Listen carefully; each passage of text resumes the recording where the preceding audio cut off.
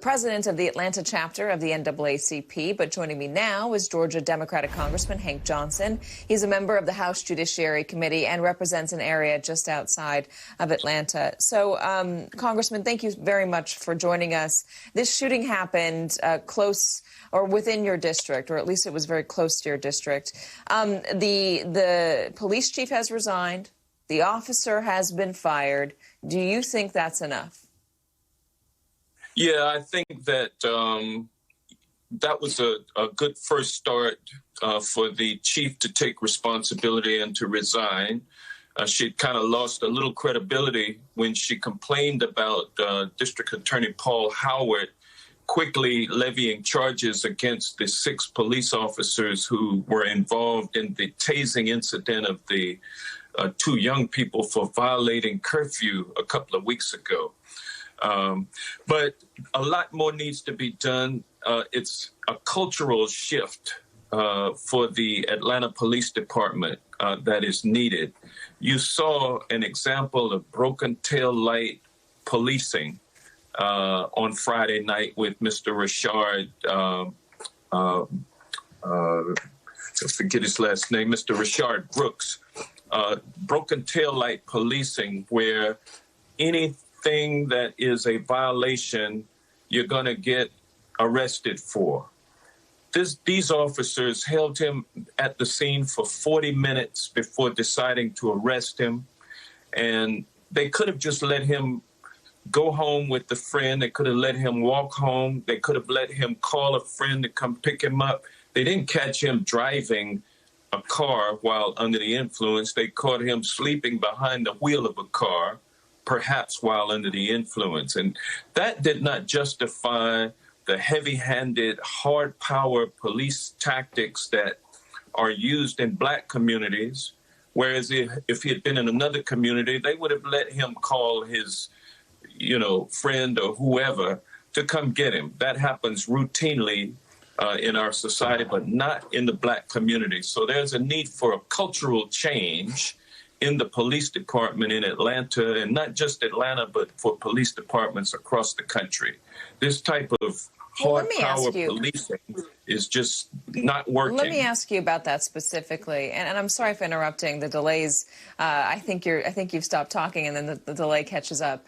The cultural change that you're talking about, what exactly does that mean? And I guess, how do you enact a cultural change within a police department? Is it something that needs to be done legislatively? Is it something that needs to be done through an administrative order like the mayor of Atlanta is trying to do? Is that something that only comes when you disband a police department and then rebuild it from the ground up, as Minneapolis says it wants to do? Well, you don't have to destroy something in order to make it better. You can build upon the organization that is in place, in my opinion. And it requires statutes, federal, state, as well as county ordinances, city ordinances, directives by the mayor, executive orders. And those have to do with training standards. And so I'm glad that the George Floyd Justice and Policing Act of 2020, which we will mark up this Wednesday in the House of Representatives in the Judiciary Committee, includes a national standard on the use of deadly force by police officers. That's going to go a long way towards stemming the tide of this kind of warrior mentality that has taken hold by police officers, as opposed to the guardian servant mentality or way of policing. This warrior mentality is a throwback to the militarization of our police departments that has been a creeping concern over the years. It has now gotten out of hand.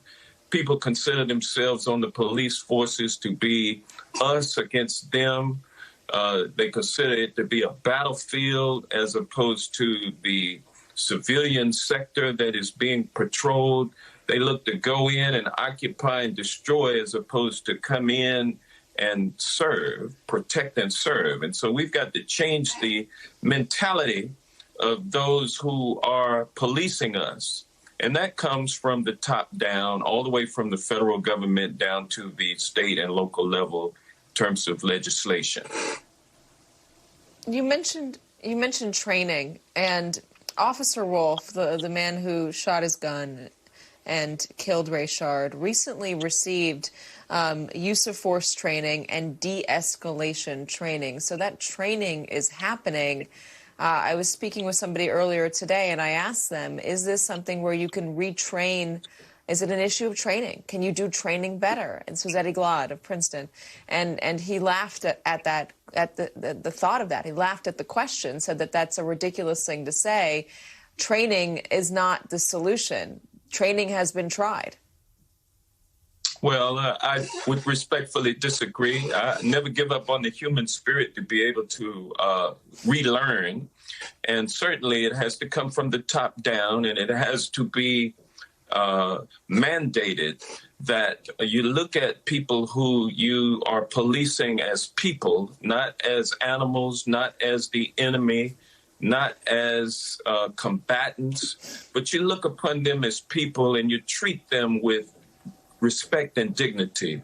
And so that comes with training officers and forbidding them in situations like this, where you encounter a man who's asleep in a car. Technically, you could charge him with DUI, but should you charge him with DUI? Should you just de-escalate the situation, not make the situation worse for this young black man? Should you just allow him to walk home to his mother's house like he offered to do? Should you allow him to call a friend to come pick him up? Or should you just go by the book, a broken tail light, broken window, we're going to lock you up, you're going to pay the fine, you're going to go to jail, you're going to mess up your record, I don't care, I'm just doing a job to pad my stats as a police officer. That kind of policing has to change. If it takes changing the personnel, because they find that there are some who are unable to adapt to a new culture of policing, then you have to get rid of those people.